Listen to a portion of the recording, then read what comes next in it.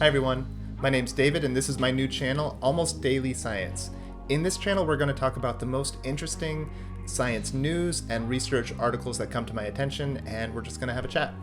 Okay, so the first article that I want to talk about that I saw today is an article about the recent tourist trip that several amateur astronauts took in a SpaceX rocket.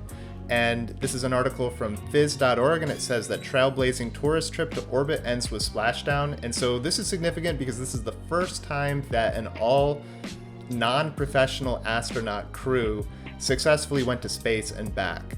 And to some degree, like all of this is just you could look at it as a flex for billionaires. This was actually, one of these guys was a billionaire, and he brought some people with him, a St. Jude's doctor, as well as a community college professor, and then one of his employees.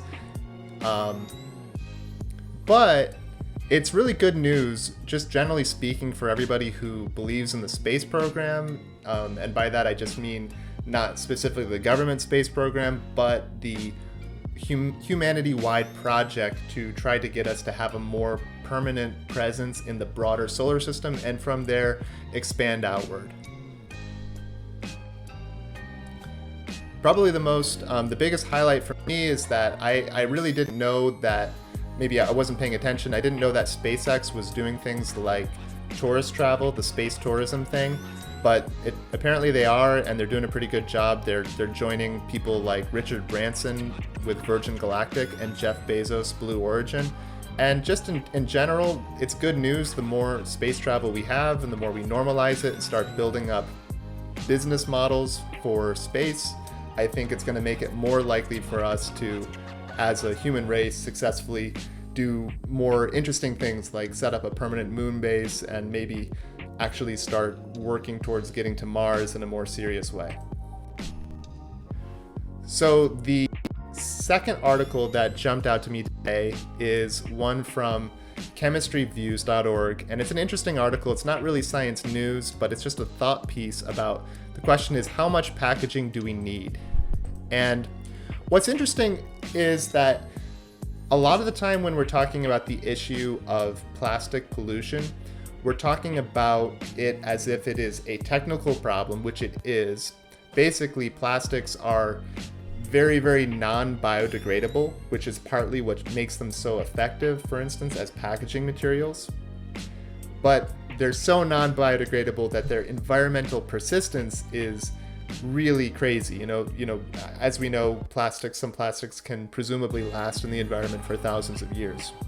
What's interesting is this article highlights a non-technical solution for the plastic problem, and so it's highlighting this package-free store in Germany, which there was first one founded in 2014, and now there are more than 200 nationwide in the country of Germany.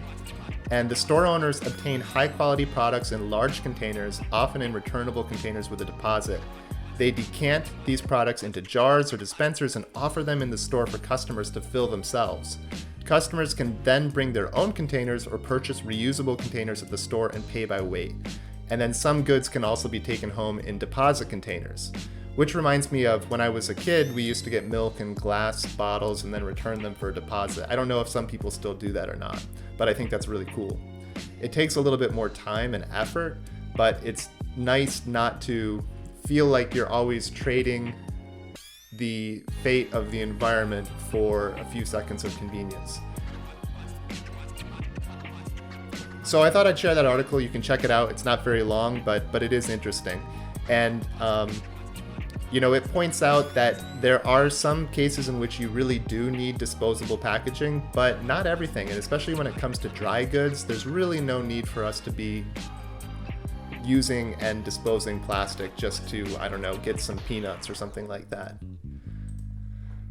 The third article that I found today that was pretty interesting is an article from scientificamerican.com, and it says how music can literally heal the heart. And what's really interesting is that this article highlights a fairly wide body of research that connects the rhythm of the heart with actual music.